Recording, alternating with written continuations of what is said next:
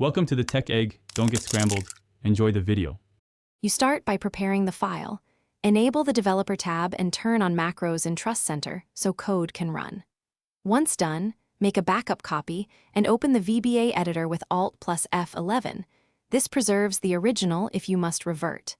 Next, run the macro step-by-step with F8 to hit the error line. This reveals the exact statement causing runtime error 1004.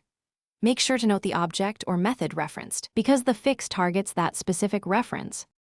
Now you diagnose deeper issues. Open Tools references and uncheck any marked missing. Missing libraries commonly trigger 1004. Then inspect code that uses unqualified ranges or active sheet. Change those to this workbook. Worksheets, sheet name, range, so Excel knows exactly which object to use.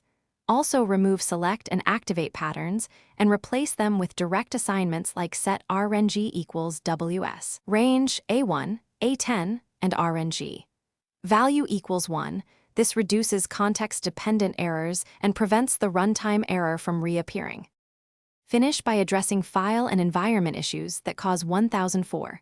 Unprotect worksheets or workbooks before making edits, then reprotect afterward to avoid permission errors. Wrap risky file operations with basic error handlers and ensure any open workbooks are properly closed so object references stay valid. Finally, run the entire macro and watch the log or MSG box outputs for failing line numbers. If the error persists, revert to your backup and apply fixes iteratively. One key tip: enable line logging to pinpoint regressions quickly. Thanks for watching. Consider subscribing if I helped unscramble your problems.